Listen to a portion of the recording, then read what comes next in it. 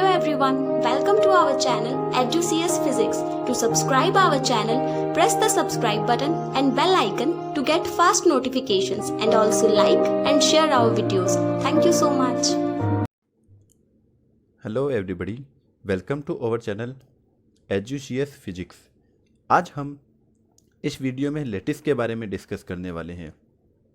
ये टॉपिक काफ़ी इम्पोर्टेंट है सॉलिड स्टेट फिजिक्स के लिए।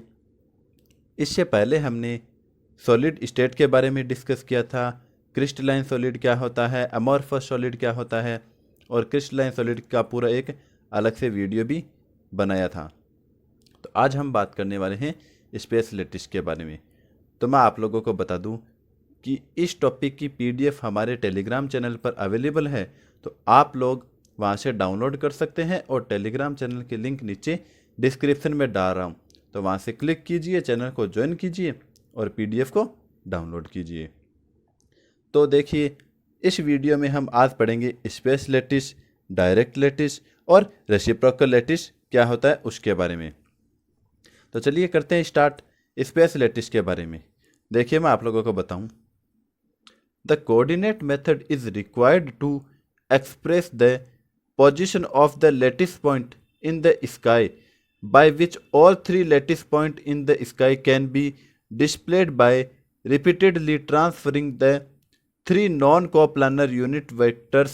These unit vectors are called basis vector of fundamental vectors.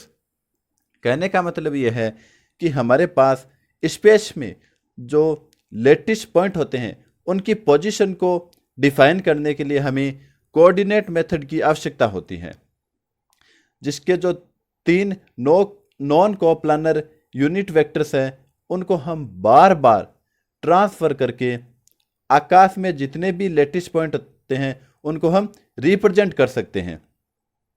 तो ये जो यूनिट वेक्टर्स है इनको हम क्या बोलते हैं, बेसिस वेक्टर और या फिर फंडामेंटल वेक्टर्स बोलते हैं। तो ये अभी हमने जो पढ़ा है इसके बारे में, तो देखिए मैं आपको समझाने की कोशिश करता हूं कि हमारे पास ये कुछ लैटिस पॉइंट है इस तरह से। अगर ये एक स्ट्रेट लाइन में है तो ये लीनियर लैटिस को रिप्रेजेंट करें। जब हम इसको इस तरह से मिलाते हैं तो ये किसको रिप्रेजेंट करें, लीनियर लैटिस को। और मान लेते हैं ये एक्स डायरेक्शन में कुछ इस तरह से है, तो इसको हम नाम देंगे ए वेक्टर। अब सपोज कीजिए कि इसको हम बार बार ट्रांसफर करें। अब कुछ इस तरह से हमने इसको इस नीचे की ओर बढ़ा दिया, कुछ इस तरह से। तो अब देखिए ये 2 डायमेंशन में आ गया। तो इस प्रकार अगर हम इसको नीचे की इस डायरेक्शन में देखिए, मान लेते हैं कि ये तो एक्स डायरेक्शन है इस दिशा में, जिसको हमने नाम दे दिया ए वेक्टर, और इसको हम मान ले वाई डायरेक्शन, जिसको हम नाम दे देते हैं बी वेक्टर। तो ये ए वेक्टर और बी वेक्टर मिलकर के क्या बना रहे हैं, 2 डायमेंशनल लैटिस बना रहे हैं।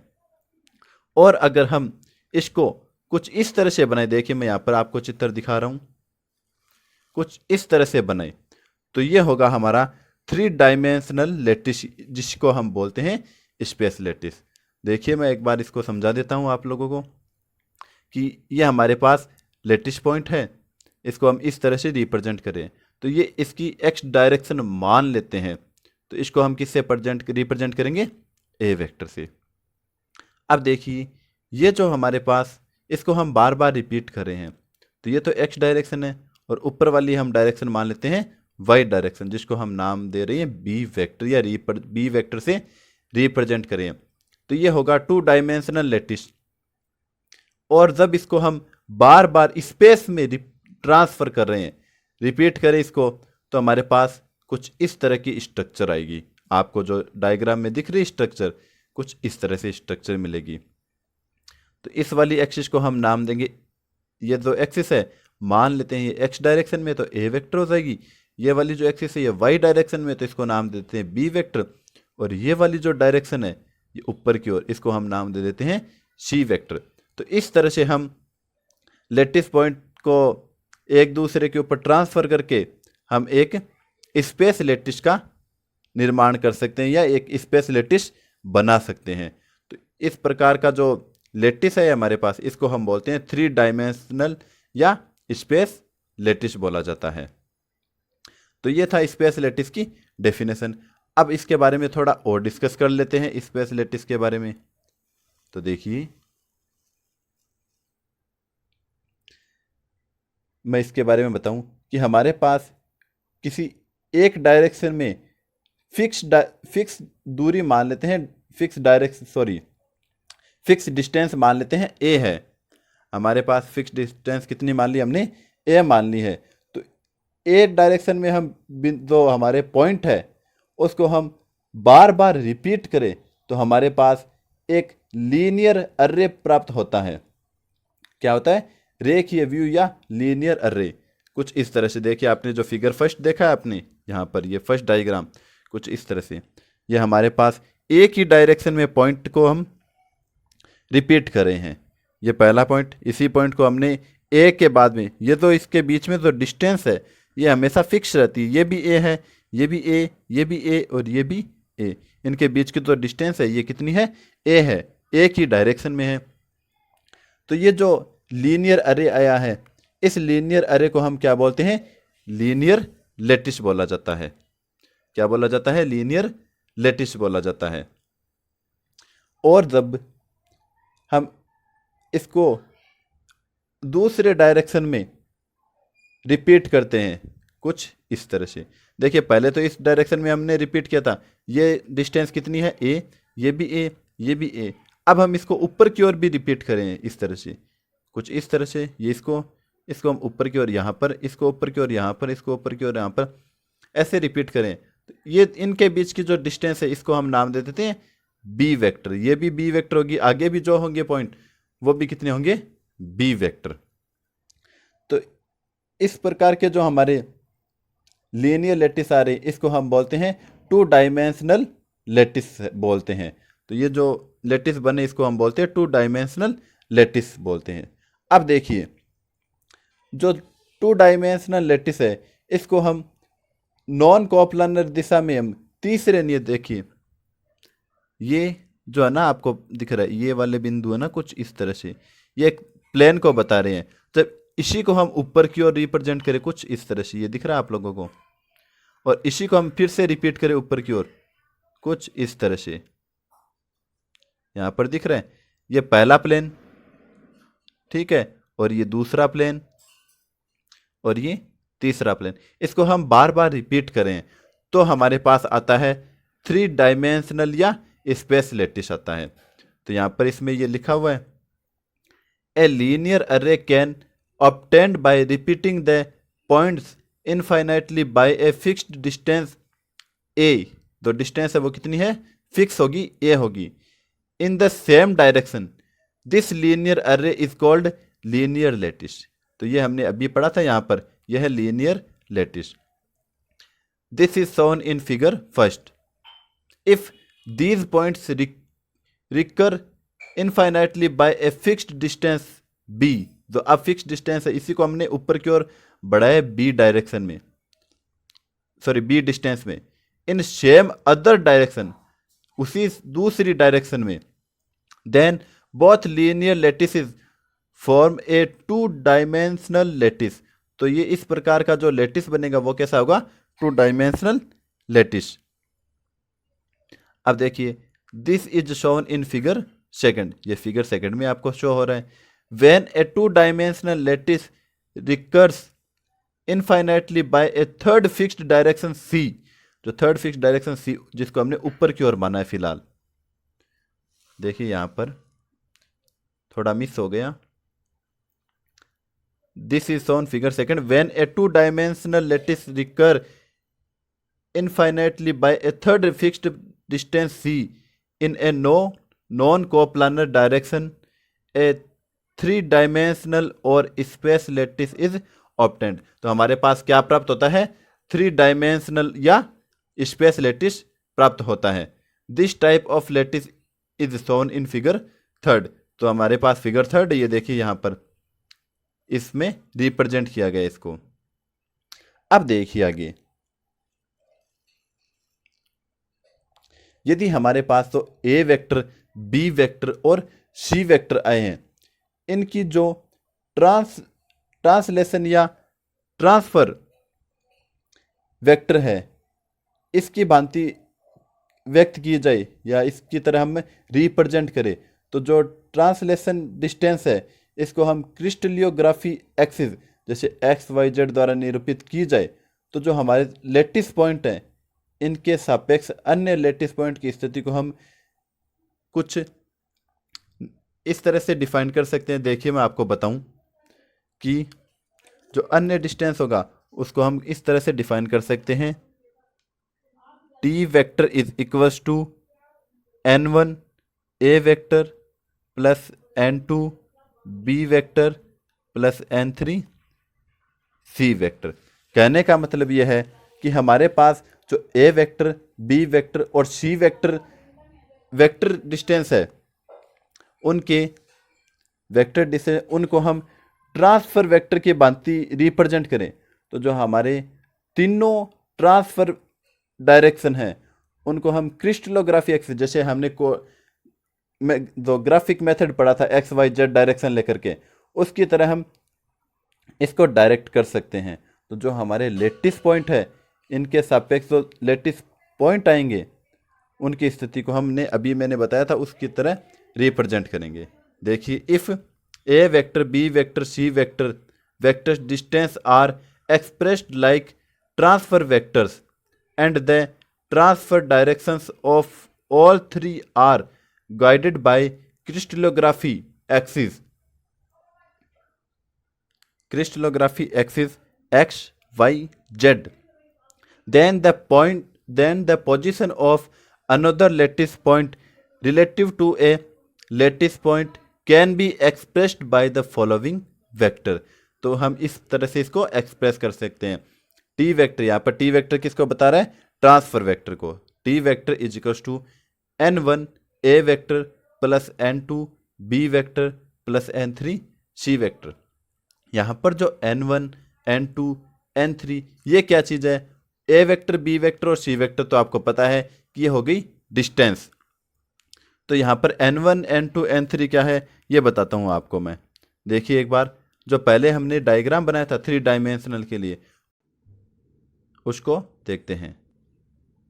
ये देखिए जो अभी हमने डायग्राम बनाया था, यहाँ पर तो पॉइंट n1 है वो किसको बता रहा है कि जो ए वेक्टर जो डिस्टेंस है उसी डायरेक्शन में कितने लेटिस पॉइंट लिए गए हैं। n1 बता रहा है ए वेक्टर जो डायरेक्शन है उसमें कितने, जैसे अगर यहाँ पर इस पॉइंट की बात करें तो n1 का मान 1 हो जाएगा। अगर यहाँ पर हम 2 लेटिस पॉइंट ले तो n1 का मान कितना हो जाएगा? 2।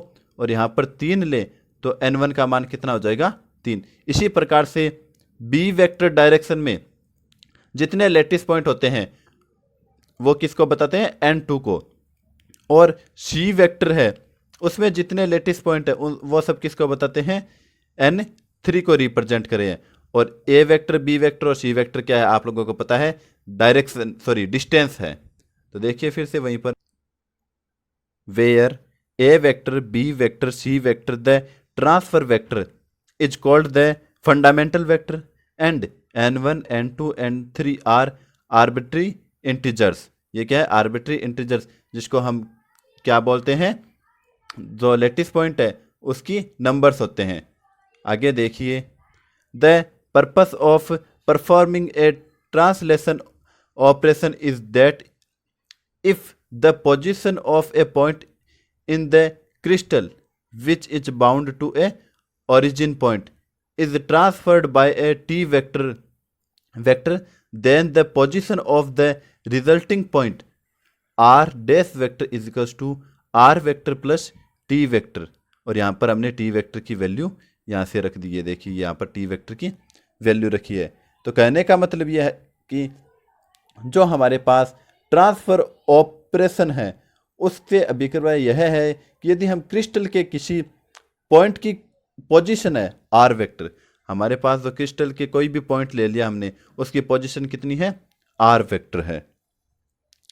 तो उसको हम टी वेक्टर द्वारा ट्रांसफर करें तो जो हमारा परिणामी पॉइंट है उसकी पोजीशन क्या होगी? देखिए कहने का मतलब ये है कि ये हमारे पास एक पॉइंट है, इसको हमने ओरिजिन पर रखा है। मान लिया कुछ इस तरह से हमारे पास एक लेटिस है और इसमें से किसी एक पॉइंट को ले लिया, मान लीजिए इसको लिया है, तो ये ओरिजिन पर है, इसकी पोजीशन फिलहाल 0 0 होगी और अब इसको हम आर वेक्टर ट्रांसफर कर रहे हैं और इसके लिए जो ट्रांसफर वेक्टर है वो कितना होगा, ये देखिए आपके पास यहाँ पर दिख रहा है ट्रांसफर वेक्टर। और जब इसको ट्रांसफर करते हैं, फिलहाल इस जो इसकी पोजीशन है वो कितनी है, आर वेक्टर। अब इसको ट्रांसफर कर रहे हैं और ये ओरिजिन पर है, तो ये मान लीजिए यहाँ पर आ गया। तो जो ट्रांसफर वेक्टर जो अब जो पॉइंट आया है यहाँ पर, इसको हम नाम देते हैं आर डैश वेक्टर। तो वो आर डैश वेक्टर किसके इक्वल होगा, R dash vector is equal to R plus R vector plus T vector के इक्वल हो जाएगा, कुछ इस तरह से।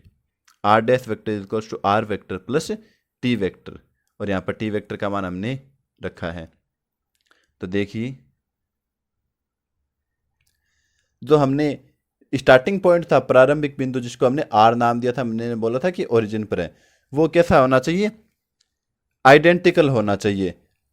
कहने का मतलब ये है कि जो ट्रांसफर पोजीशन है उसके सापेक्ष तो क्रिस्टल है उसका एटॉमिक अरेंजमेंट वो कैसा होना चाहिए, पूर्ण जो टोटली इक्वल होना चाहिए या सेम होना चाहिए। The starting point must be completely identical to are vector id est the atomic arrangement of the crystal should appear exactly the same in all the positions relative to this transfer state। तो transfer state उसमें सारे जो point है वो कैसे होने चाहिए, equal होने चाहिए या सेम होने चाहिए। तो ये था हमारा स्पेस लेटिस। अब हम बात करने वाले हैं डायरेक्ट लेटिस के बारे में। डायरेक्ट लेटिस क्या होता है, ये देखिए direct lattice. The direct lattice represent the triple periodicity of the ideal infinite perfect periodic structure that can be associated to the structure of a real crystal। जो हमारे रियल क्रिस्टल है उसके जैसा ना चाहिए। अभी हमने जो स्पेस लेटिस पढ़ा था 3 डायमेंशनल के लिए, उसी को ही हम स्पेस लेटिस बोलते हैं या 3 डायमेंशनल लेटिस बोलते हैं, उसी को ही हम क्या बोलते हैं, डायरेक्ट लेटिस बोलते हैं। आई होप ये बात समझ में आ गई होगी। जो हमने अभी स्पेस लेटिस पढ़ा था या 3 डायमेंशनल लेटिस पढ़ा था, उसी को क्या बोला जाता है, डायरेक्ट लेटिस बोला जाता है। इसके बाद में हम बात करते हैं रेसिप्रोकल लेटिस के बारे में। रेसिप्रोकल लेटिस क्या होता है ये बताता हूं मैं आप लोगों को। जो डायरेक्ट लेटिस होता है इसका इनवर्स होता है रेसिप्रोकल लेटिस। ये रेसिप्रोकल लेटिस होता क्या है तो मैं आप लोगों को बताऊं। ब्रेवियस लेटिस है उसका फूरियर ट्रांसफॉर्मेशन ही क्या है, ये रेसिप्रोकल लेटिस है। अब देखिए एक इसकी जो विशेष बात यह है कि जो फंडामेंटल इसका जो रेसिप्रोकल लेटिस का फंडामेंटल रोल है वो क्या प्ले करता है कि जो एक्सरे डायरेक्शन के जो पैटर्न है उसको एक्सप्लेन करने में काम आता है रेसिप्रोकल लेटिस। तो पहले हम इसकी डेफिनेशन के बारे में बात करें रेसिप्रोकल लेटिस के बारे में। The reciprocal lattice plane is a set of imaginary points that are constructed such that the direction of the vector from the common origin to those points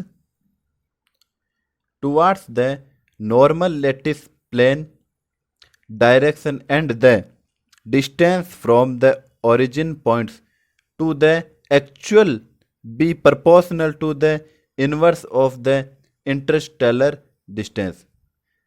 तो देखिए कहने का मतलब यह है कि जो रेसिप्रोकल लेटिस होता है वो इमेजिनरी पॉइंट का सेट होता है।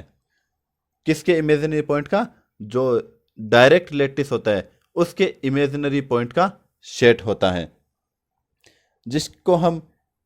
जिसकी जो स्ट्रक्चर होती है वो कॉमन ओरिजिन से उसकी जो वेक्टर डायरेक्शन है उसके जस्ट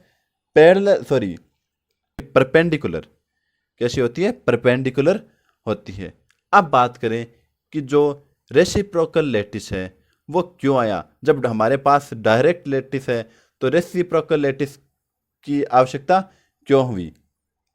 कि जो रेसिप्रोकल लैटिस है play a very fundamental role है, उसका एक फंडामेंटल रोल है कि जो एक्सरे डिफ्रैक्शन है उसके पैटर्न को समझने में सहायता करता है, जबकि जो डायरेक्ट लैटिस है उससे हम एक्सरे डिफ्रैक्शन को नहीं समझ सकते, इसलिए रेसिप्रोकल लैटिस यूज में लिया गया। रेसिप्रोकल लैटिस से हम समझ सकते हैं कि उसकी जो स्ट्रक्चर है वो किस तरह की है और क्रिस्टल के बारे में हम स्टडी कर सकते हैं। तो देखिए, the reciprocal lattice represent the Fourier transformation of another lattice, usually a Bravais lattice. एक इसकी विशेष बात और है कि the reciprocal lattice play a very fundamental role in most analysing study of periodic structure, particularly in the theory of diffraction. जो reciprocal lattice है ये एक बहुत ही फंडामेंटल रोल प्ले करता है किसमें? Analysing study of periodic structure. जो periodic structure है उसको एनालाइज करने में, उसको स्टडी करने में, और particularly in the theory of diffraction, किसमें? विवर्तन या डिफ्रैक्शन में। इसको पर्टिकुलरली किसमें होता है? डिफ्रैक्शन में। तो अब देखिए, हम बात करते हैं इसके मैथमेटिकल डिस्क्रिप्शन के बारे में, या फिर representation of axis of reciprocal lattice और मैथमेटिकल डिस्क्रिप्शन। तो मैथमेटिकल डिस्क्रिप्शन पढ़ते हैं इसके बारे में। Let's consider a primitive cells. ये हमारे पास एक प्रिमिटिव सेल है। The axis of this primitive cell is A vector, B vector and C vector. जो इसकी एक्सिस है इसको हमने नाम दे दिया, ये तो है ए वेक्टर, यह है बी वेक्टर और यह है C vector. When the height of the primitive cell D100, इसकी जो हाइट है प्रिमिटिव सेल की, इसको हमने नाम दे दिया D100। यहाँ पर 100 का मतलब यह है कि एक्स एक्स जो एक्स डायरेक्शन है उसमें इसका मान है 1 और वाई और जेड में इसका मान कितना हो जाएगा? 0 हो जाएगा। When the height of the primitive cell D100 is multiplied by the area of the parallelogram made of axis vector, b vector and c vector, then it is called the volume of the primitive cell। जो primitive cells है उसका volume कैसे निकालते हैं?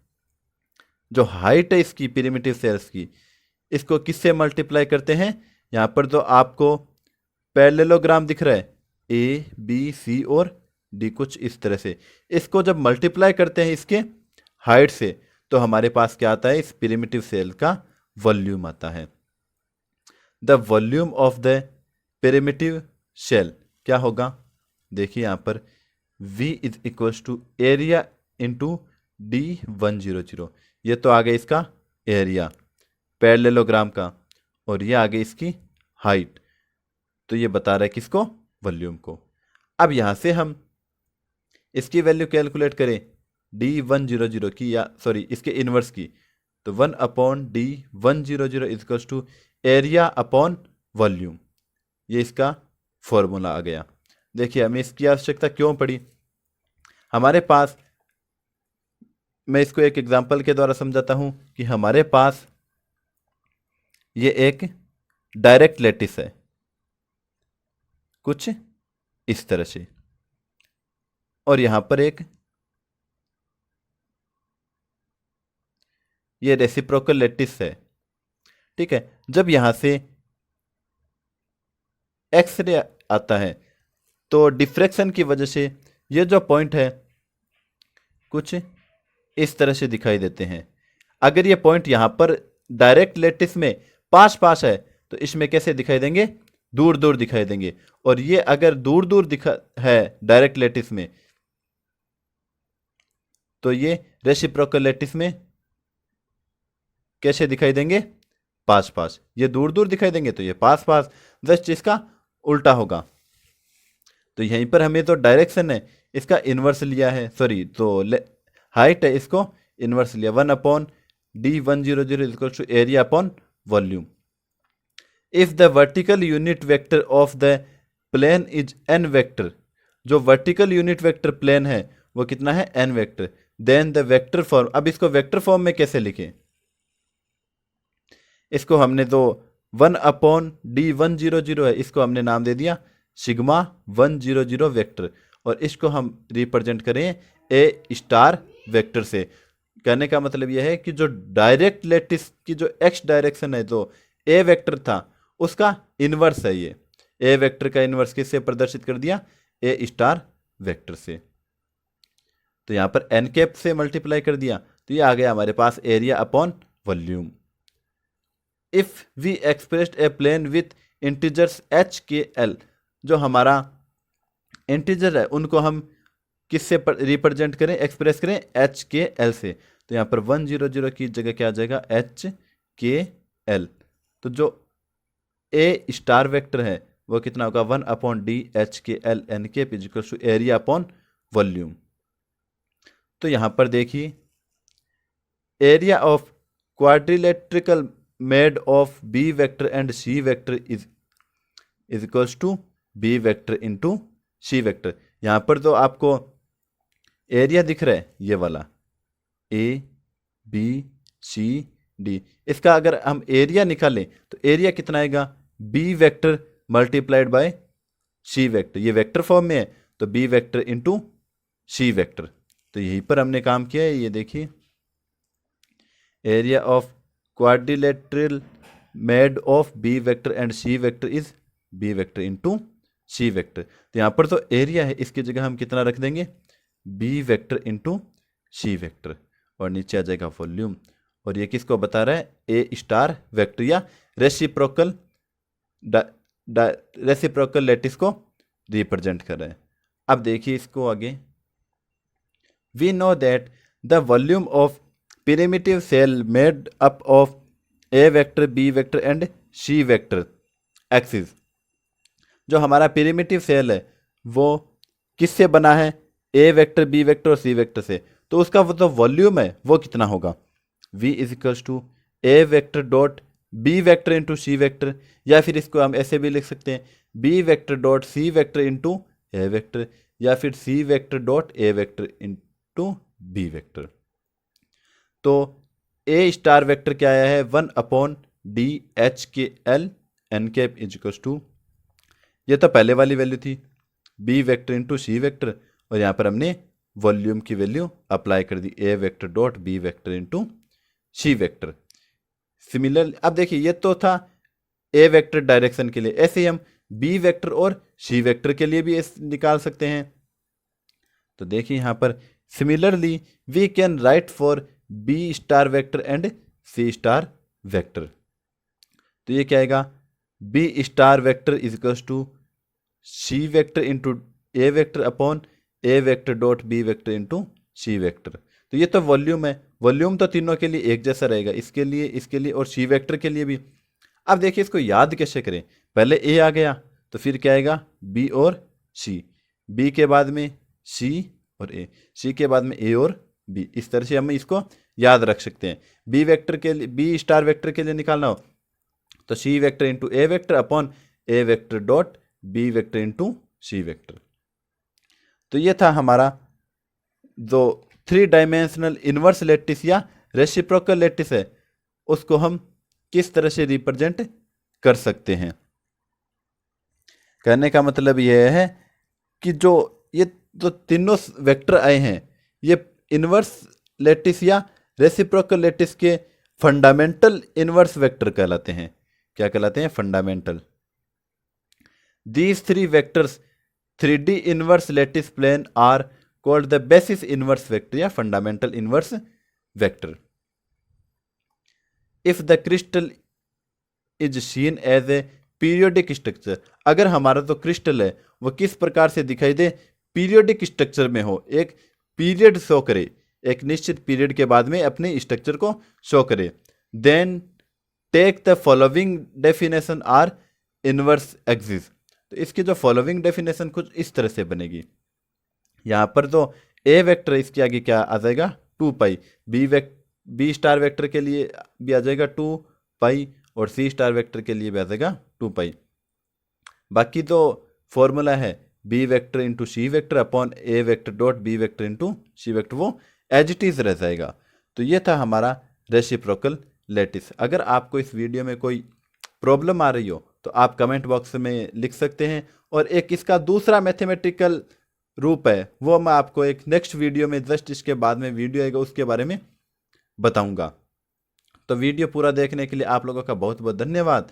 अगर video अच्छा लगे तो लाइक और शेयर ज़रूर करें, और अभी तक आपने हमारे चैनल को सब्सक्राइब नहीं किया है तो चैनल को ज़रूर सब्सक्राइब कर दें। Thank you.